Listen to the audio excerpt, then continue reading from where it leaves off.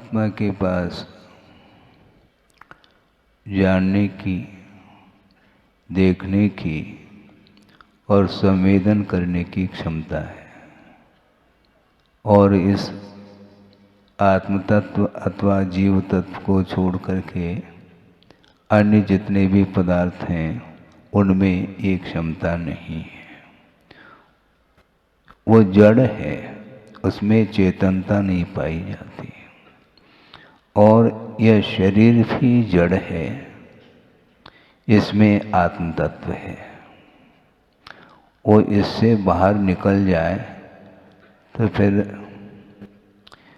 इसको रखने की इच्छा नहीं रहती किसी को भी। अंत्येष्टि के लिए ले जाते हैं और एक क्षण में यह शरीर राख राख हो जाता है। ये वस्तु का स्वरूप है। भगवान भी इसको रोक नहीं पाएंगे। हम और आपका जो शरीर है वह दिव्य नहीं है। शरीर तो है किंतु इसमें दिव्यता नहीं है। और जो स्वर्गीय सौधर्मेंद्र है उनका दिव्य शरीर है, सप्त धातु से रहित है। और उसके समान और अन्य जो देवगण हैं उनके शरीर में हम और आपके अपेक्षा से भले दिव्यता रहे, किंतु सौधर्म इंद्र के साथ तुलना करते हैं तो उनकी दिव्यता भी कोई मायना नहीं रखती है। इसके बावजूद भी वह सौधर्म इंद्र प्रभु के चरणों में नतमस्तक हो रहा है।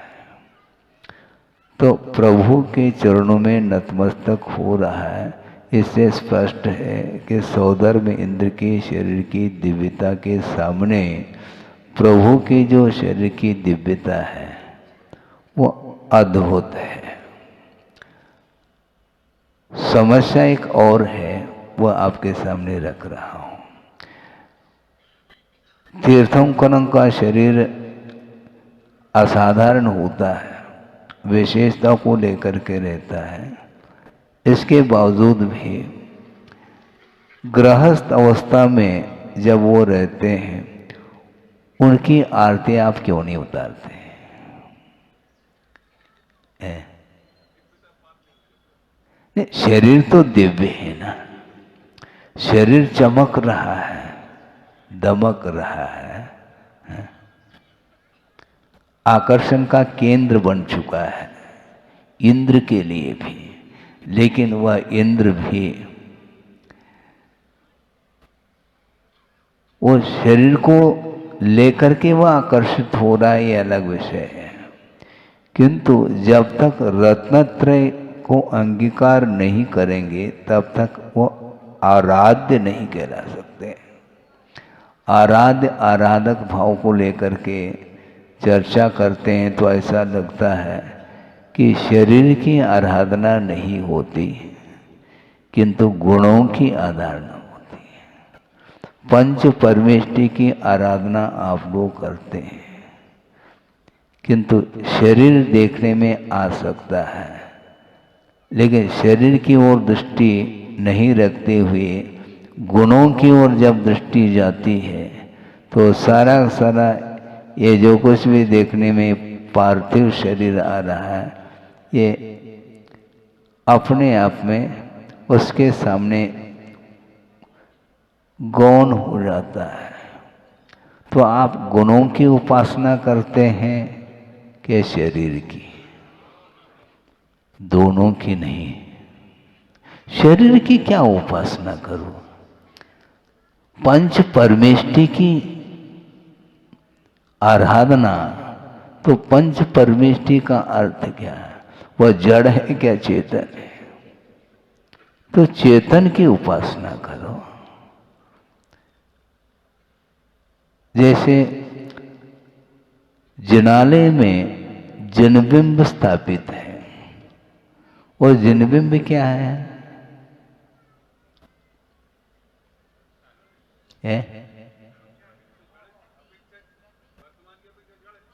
जड़ ही है ना। अच्छा, हम ये पूछना चाहते हैं, उसका उत्तर देना, क्योंकि प्रवचन में कभी कभी इस प्रकार के प्रसंग रखने से अर्थ खुलता है। बहुत अच्छी प्रतिमा बनी है, किंतु अभी वह प्रतिष्ठित नहीं है। आप पूजा क्यों नहीं करते? अभी तो आप कह रहे हैं शरीर की पूजा।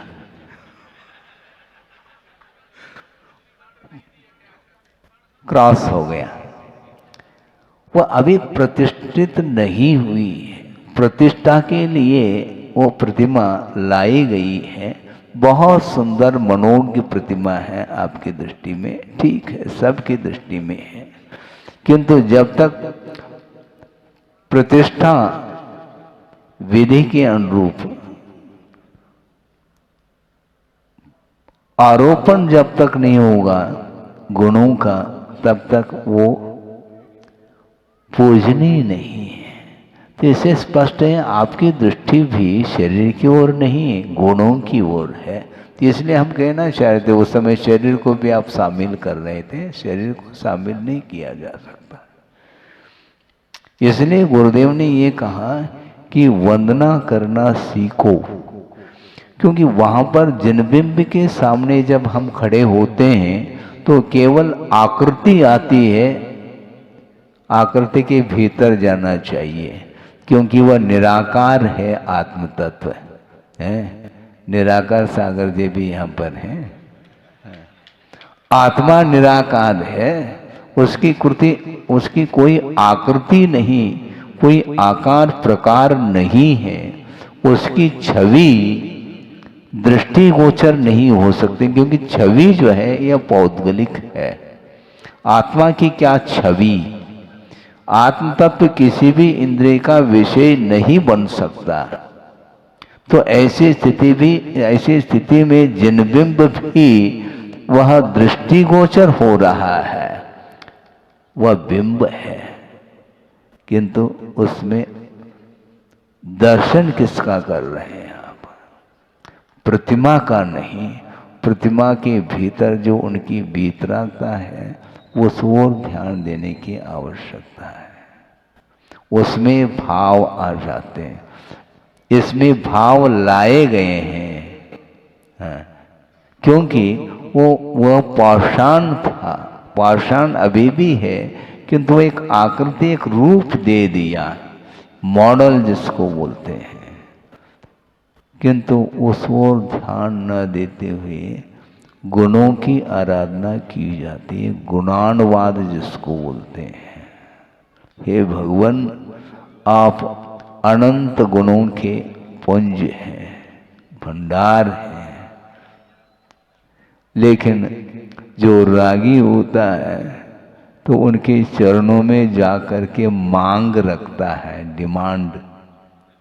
क्या मांग रखता है? भगवान, मैं एक स्वर्ण का छत्र ले आया हूँ और आपके ऊपर इसको लगाऊंगा, छत्र को, और इसके निमित्त से क्या, हाँ, मतलब माला माल के लिए छत्र चढ़ा रहा है। अब सोचो, विचार करो।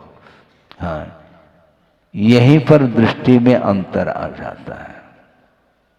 जबकि भगवान के समीप जाने का जो उद्देश्य है वह तद्गुण लब्धये अहम वंदे कहा। हे भगवान, आपके चरणों में आने का मेरा और कोई प्रयोजन, अभिप्राय नहीं है। एक ही उद्देश्य है भगवान, जिस प्रकार आपने मोक्ष पथ पर आरूढ़ होकर के रत्नत्रय की आराधना के माध्यम से जिन गुणों को आपने उपलब्ध किया है, उन गुणों को प्राप्त करने की दृष्टि से आपके चरणों में आया हूँ। इस प्रकार भाव ला करके यदि आप पूजन अर्चन आदि करते हैं तो उसका प्रतिफल आपको भी मिल सकता है। गुरुदेव ने ये कहा, जिनकी आराधना करने से, जिनेंद्र भगवान की आराधना करने से जब मुक्ति मिल सकती है तो स्वर्ग की क्यों इच्छा रखते हो? माल माल क्या माला माल है। इच्छा स्वर्ग की क्यों? क्योंकि चतुर्गति रूप संसार में परिभ्रमण करता हुआ अनंत काल हुआ, इसके उपरांत भी अभी भी वह स्वर्ग चाहता है। और एक व्यावहारिक दृष्टि से एक बात मैं कह रहा हूँ, किसी का अवसान हो जाता है तो लिखा जाता है स्वर्गीय, भले ही कहीं भी गया हो, ये बात अलग है। परिणाम किस रूप में उसके हुए, किस गति का बंद किया, किस आयु का बंद किया, किसी को ज्ञात नहीं। वह तिर्यंच गति को भी जा सकता है, लेकिन व्यवहार की भूमिका में स्वर्गीय लिखते हैं। आप कुछ भी लिखो, किंतु जो लखने में आ रहा है भगवान के लिए वह स्पष्ट दिखाई दे रहा है। बहुत कठिन काम है। चतुर्गति रूप संसार में ये 4 गति हैं। इन 4 गतियों में पुण्य प्रकृति और पाप प्रकृति के अपेक्षा से विभाजन किया है कि नरक गति और तिर्यंच गति इनको पाप कहा। क्यों कहा है ना? और मनुष्य गति और देव गति को पुण्य कहा है। लेकिन आयु की विवक्षा में मात्र नरक आयु को ही पाप के रूप में स्वीकारा है। मनुष्य, तिर्यंच और देव आयु इनको पुण्य के रूप में स्वीकारा है। अब प्रश्न ये उठता है, तिर्यंच गति को तो पाप के रूप में और तिर्यंच आयु को पुण्य के रूप में क्यों? बहुत बड़ा प्रश्न है ये। इसका उत्तर दिया है आचार्यों ने। तिर्यंच गति को इसलिए अप्रशस्त प्रकृति के रूप में लिया है क्योंकि तिर्यंच कोई बनना नहीं चाहता, किंतु बनने के बाद मरना नहीं चाहता। हाँ, इसलिए वो पुण्य। नरक गति में जो जीव गया है, जो नारकी बना है, वह निरंतर मरने की इच्छा रखता है। भयंकर वेदना है, सागरोपम आयु तक वह शारीरिक दुख का अनुभव कर रहा है, जिसको आप छड़ाला में पढ़ते हैं, तिल तिल करे देह के खंड। उसको देख करके वो भयभीत है, वह चैन नहीं उसको ये क्षण के लिए, और वह इच्छा रखता है जल्दी जल्दी मैं मर जाऊं, किंतु तिल तिल करे देह के खंड होने के बाद भी वह पारे की भांति वह शरीर पुनः जुड़ जाता है और पुनः वही दुख। वेदना जो तिर्यंच गति में जो वेदना है उसके अपेक्षा से अनंत गुनी वेदना नरक गति में है, इसलिए जल्दी से जल्दी वह मरना चाहता है, किंतु आचार्य कहते हैं उसका अकाल मरण संभव नहीं है। देव और नारकियों का जो मरण है वह अकाल मरण नहीं, सकाल मरण ही होता है। और यदि तिर्यंच बनना नहीं चाहता, बनने के बाद वही रम जाता है। एक राजा जिन्होंने अपने जीवन के आदि से लेकर के अंत तक वैभव का उपभोग किया है और अवसान होने का समय आया है, और वह पूछ रहा है अपने भविष्य के विषय में।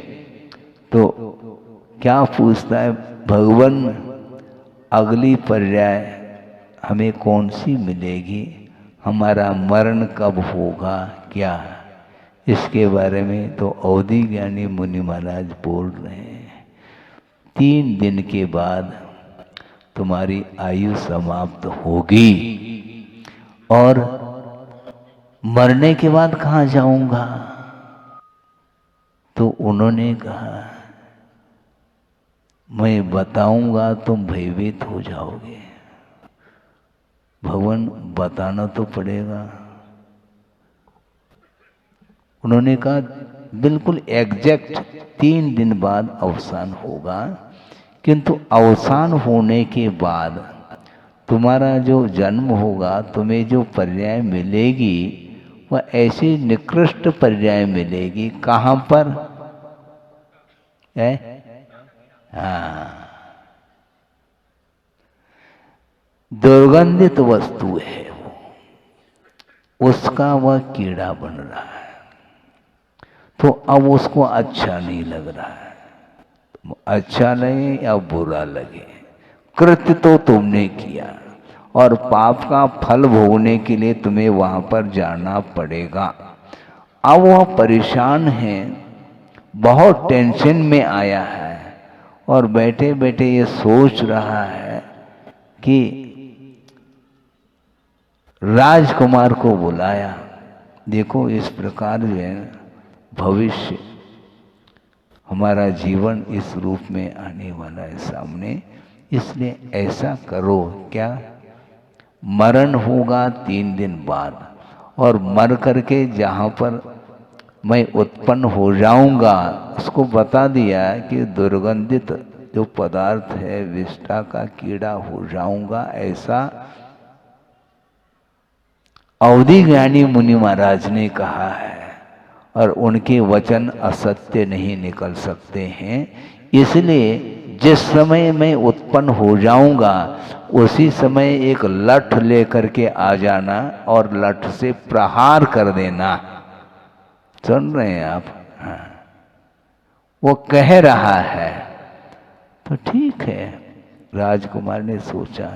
3 दिन व्यतीत हुआ, जाकर के देखता है, बस एकांत क्षण भी नहीं लगा, उसमें से एक बड़ा कीड़ा आ गया, लठ लेकर के खड़ा है। जैसे मारने के लिए प्रहार करता है वह अंदर चला जाता है। बार बार प्रहार करने के उपरांत भी उस चपेट में नहीं आता, वो भीतर चला जाता है। तो वह सोचता है कि हो सकता है हमारे पिताजी का जीव ना हो, ये भी संभव है।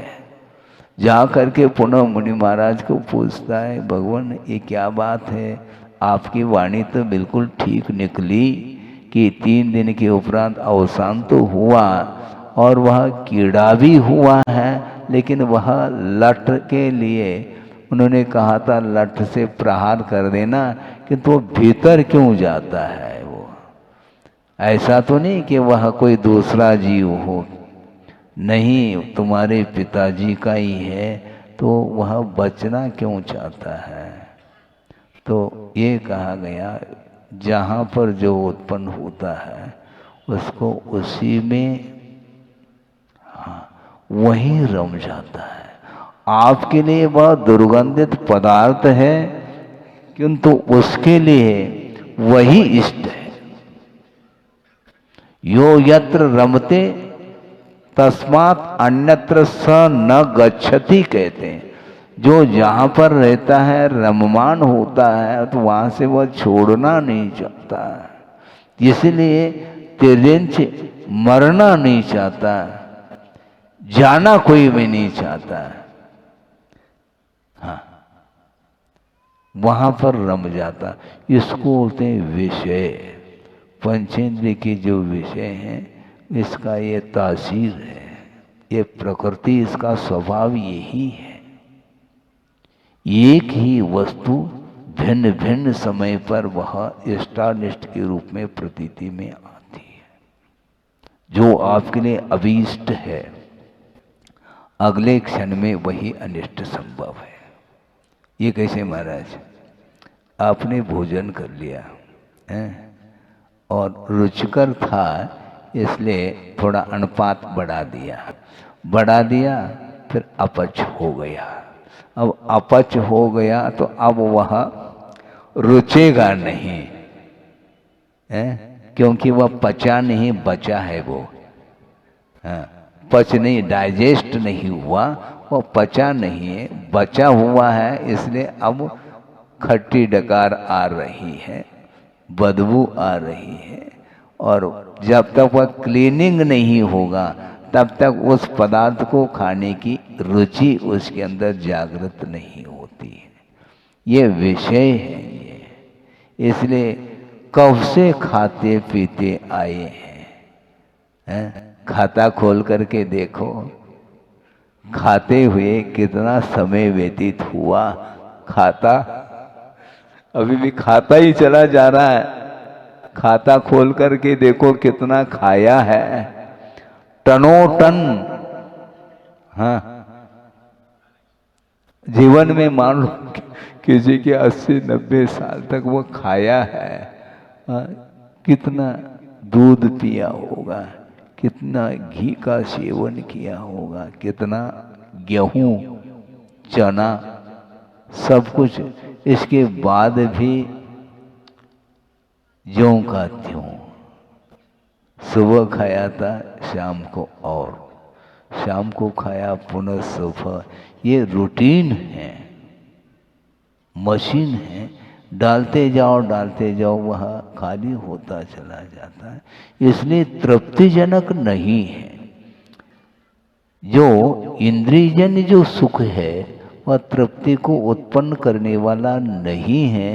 यह कम से कम श्रद्धान का विषय बनना चाहिए। और श्रद्धान का विषय यदि नहीं बनता है तो कभी भी उससे वह ऊपर नहीं उठ पाएगा। 5 इंद्रियों के विषय हैं, भिन्न भिन्न विषय हैं, और उससे वह आकर्षित होता चला जा रहा है। स्पर्शनेन्द्रिय है, रसनेन्द्रिय, घ्राणेन्द्रिय, चक्षुरेन्द्रिय, कर्णेन्द्रिय, ये 5 इंद्रियों के विषय हैं। वो आपके मन को विक्षिप्त कराने में कारण है। बल्कि यहाँ तक आचार्यों का ये कहना है, पदार्थ आपके सामने विद्यमान नहीं है, इसके बाद भी आपका मन विक्षिप्त हो सकता है। क्यों? अतीत की स्मृति वो आपको जो है ना परेशानी में डालती है। हमने कल जो लिया था उसी प्रकार का हमें बनाना है। ये है नहीं वस्तु, किंतु स्मृति हो आई। वह स्मृति के कारण बार बार उस ओर वो जा रहा है और पुनः उसी प्रकार के पदार्थ का वह सेवन करना चाहता है और सामग्री एकत्रित करता है। ये रूटीन है। इसलिए बचने के लिए क्या करोगे आप? आंख मेज करके बैठे हैं, किंतु वही दृश्य सामने आ रहा है, स्मृति पटल पर वही वस्तु आ रही है, इसलिए उस ओर आकर्षण हो रहा है। हाँ, स्पर्श, रूप, शब्द और मन, इसके माध्यम से विषयों का सेवन होता है। आगम में लिखा है, अब्रह्म इसी का नाम है। विषयों का आकर्षण छूटता नहीं है। इसलिए रूप के माध्यम से भी घंटों व्यतीत कर रहा है। वो चित्र में क्या है? वो विचित्र है संसार। चित्र को देख करके वह आकर्षण, स्क्रीन पर क्या देखने में आ रहा है, मोबाइल में क्या देखने में आ रहा है, सिवाय राग के अलावा कुछ है ही नहीं है। लेकिन वह छूट नहीं रहा। क्यों नहीं छूटता? प्रभु का दर्शन कर ली, उसमें तृप्ति का अनुभव नहीं तुम्हें। पूजन अर्चन अभिषेक आदि कर लिए, उसके बाद जा करके पुनः टेलीविजन के सामने, मोबाइल के सामने चित्र देखना चाहता है। वहां पर क्या है? वो भगवान का चित्र है क्या? राग। यह राग आग दहे कहते चले जा रहे हैं, इसके उपरांत भी हम छोड़ नहीं पा रहे हैं। कैसा लगता है? एक क्षण तो वह था जिस समय बिल्कुल वैराग्य का भाव जागृत हो रहा है, और उधर उस परिसर से बाहर जाने के उपरांत वही घोड़ा और वही मैदान। हाँ, देखने के उपरांत भी अन्वेष देखने योग्य प्रभु हैं। साक्षात समूह शरण में विराजमान है, उनके दर्शन पूजन अर्चन स्तुति वंदना आदि करने के बाद भी वह पुनः बाहर जाने का मन हो रहा है, वो कौन सा मन है? उसको शांत बिठाना चाहिए, बैठ नहीं पा रहा है वो। मतलब प्रभु से भी ऐसी कोई आकर्षित वस्तु है क्या जिसको प्राप्त करने के लिए वह चक्री जा रहा है? भरत चक्रवर्ती है वहां पर, क्या है हवेली में आए क्यों थे? प्रभु के दर्शन के लिए आए थे और 4 बार दिव्य ध्वनि का श्रवण करने के उपरांत भी अभी भी मोह के संस्कार समाप्त नहीं हो पा रहे हैं। वो कैसे होंगे वो समाप्त? फिर क्या करें महाराज? करना कुछ नहीं, जो किया है वह नहीं करना बस। हाँ, जो अभी तक किया है वह न करें, जो नहीं किया है उसको करना है। क्या प्राप्त नहीं किया? मोक्ष प्राप्त नहीं किया, उसको करना है। मोक्षार्थी है। आप कौन हो? मोक्षार्थी हो क्या धनार्थी? धन की इच्छा रखता है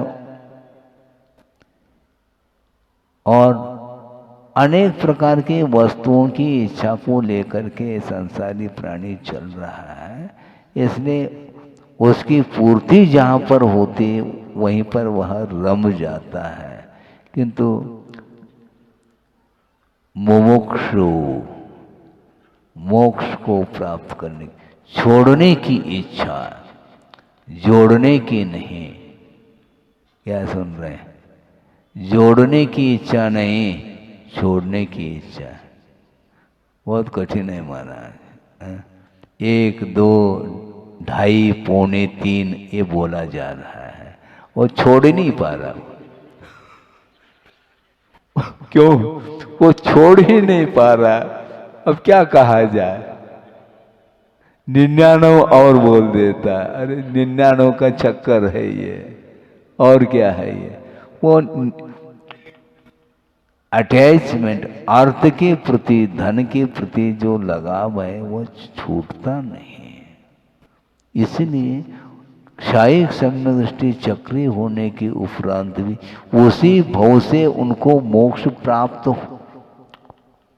होना है, मोक्ष की उपलब्धि होगी उसको। यह भी ज्ञान में है, अवधि ज्ञान भी है, सब कुछ है, लेकिन वर्तमान में जो कुछ भी विषय उपलब्ध हो रहे हैं उससे वो ऊपर उठना नहीं चाहता। इसी को बोलते मोह। मोह महामद पियो अनादि, बोल रहे हैं सब। हाँ, वो पंक्ति रटी हुई है, बोलते चले जा रहे हैं और करना वही है। कब छोड़ पाएंगे? और 1 नहीं 2 नहीं 3 दिन नहीं, अनंत काल व्यतीत हुआ। 1 भव 2 भव नहीं, अनंत भव निकल गए। रिलेशन याद है तुम्हें? कोई याद नहीं है। ये हमारे पिताजी और ये दादाजी, बस हो गया काम, यहीं तक है। ज़्यादा ज़्यादा और कोई भी एक पीढ़ी हो सकती है, उसके बाद कोई न पीढ़ी है न सीढ़ी है, कुछ है ही नहीं। क्या संबंध है? जिनके साथ संबंध था वह संबंध छूट जाता। जिस व्यक्ति के साथ आपका अतीत का जो संबंध था वह मित्र के रूप में था, किंतु वर्तमान में वह शत्रु के रूप में संबंध हो रहा है। ये होता है, परिणाम नहीं इस प्रकार होता है। बल्कि यहाँ तक आगम में विषय आता है कि हमेशा वैर के कारण ही फलता हो कर्म, ऐसा नियम नहीं। बिना वैर के भी कर्म संचित होता है। वो कैसा महाराज? दो व्यक्ति हैं, मान लो कोई भी, समझाने के लिए कहा जा रहा, और ये आगम के रूप में घटित हो जाता है। दो व्यक्ति है जो परस्पर में घनिष्ठ संबंध है, मित्रता के साथ, स्नेह के साथ जीवन व्यतीत हुआ, और अत्यधिक आसक्ति होने के फलस्वरूप उन दोनों का जब अवसान होता है, दोनों अधोगति के पात्र होते हैं, और वहां पर जा करके परस्पर में वैर, मार काट। अरे इतना स्नेह था, वहां जाकर के स्नेह समाप्त क्यों हुआ? वहां का वह वातावरण ही इस प्रकार का है, भव संबंधे न, ऐसा का वह पर्याय का ही ऐसा संबंध है, तो वहां पर वह शांत बैठ ही नहीं सकता। एक कुत्ता है, बहुत शांत बैठा है वो, लेकिन दूसरे कुत्ते को देखते ही पता नहीं क्या हो जाता है। तो ऐसा ही होता है वो, इसको बोलते भव संबंध देना। वह क्षेत्र का एक वातावरण का ऐसा प्रभाव है, वो नहीं चाहते हुए भी अच्छी विक्रिया बनाना भी चाहें तब भी वह बुरी विक्रिया ही होती चली जाती है। वातावरण है वो, ऐसा ही होता है। शत्रु को देखते ही माइंड गर्म हो जाता है, पारा चढ़ जाता है। इसको बोलते हैं निमित्त नैमित्तिक संबंध। तो इसीलिए कि स्नेह भी भयानक है। क्रोध, मान, माया और लोभ, ये चार कषाय है। लेकिन प्रायः महाराज इनको कुछ समझा दो, बहुत क्रोध करता है। अच्छा, लोभ ठीक है, मतलब क्रोध करना इन्हें ये ठीक नहीं, मतलब कषाय एक ही है क्या? क्रोध भी कषाय है, बल्कि क्रोध से मान और भयानक है, और उससे भी माया, और सबसे ज्यादा लोभ है। हाँ,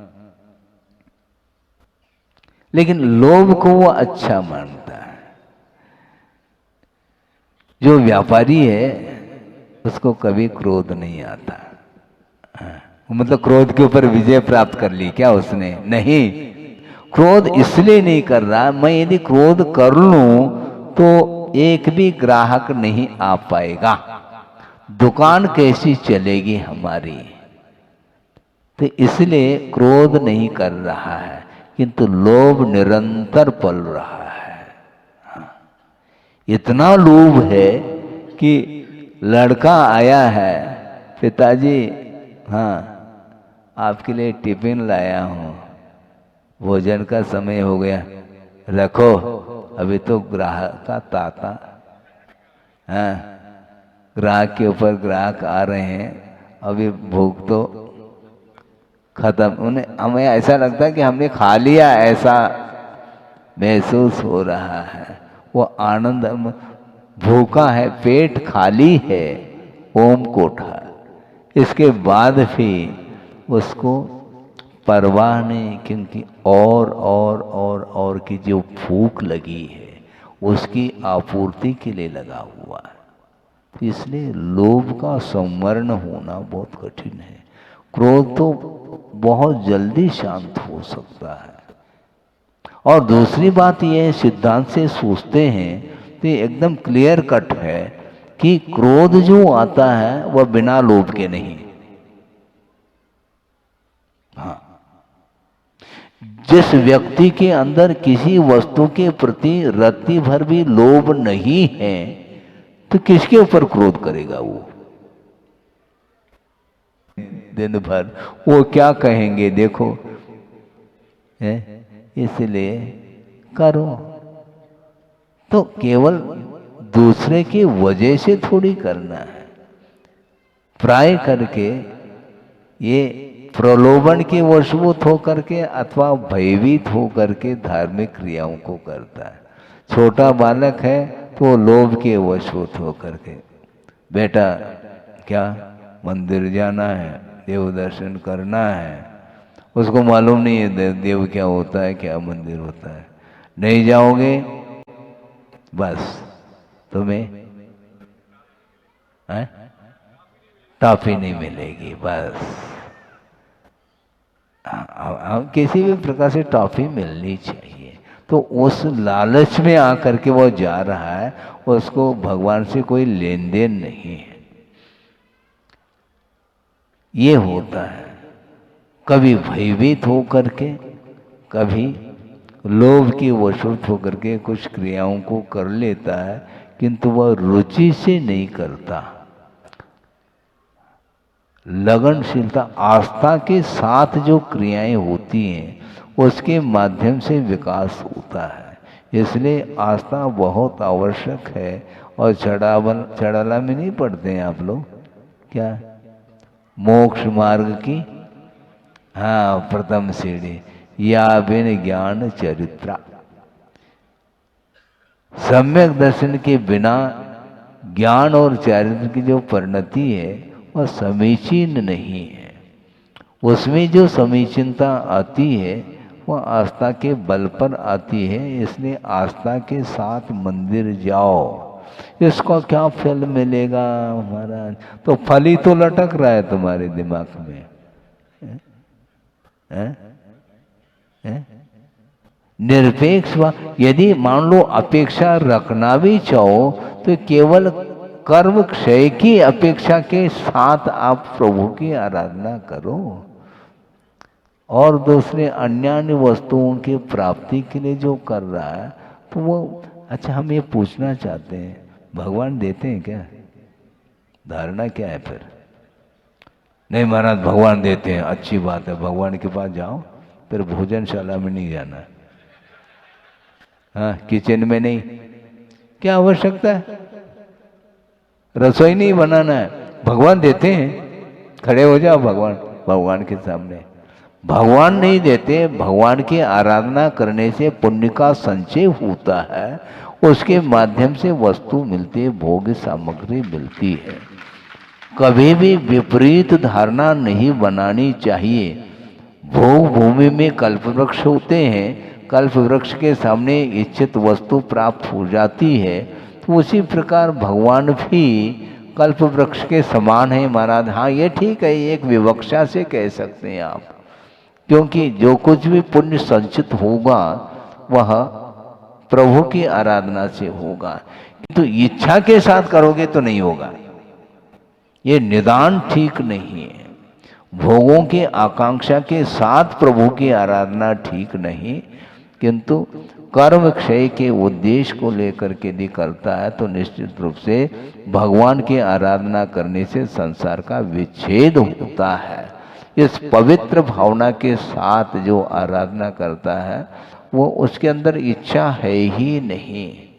हाँ ये धर्म ध्यान करते समय समय पता नहीं पड़ता है, इसलिए हम इतना ही कहना चाहते हैं, आप ताली बजाओ या नहीं बजाओ, कि वस्तुतः परिणामों को पवित्र बनाने के लिए सब कुछ साधन सामग्री है। इसलिए देव गुरु शास्त्र को छोड़ करके अन्य वस्तुओं से आकर्षित नहीं होना चाहिए।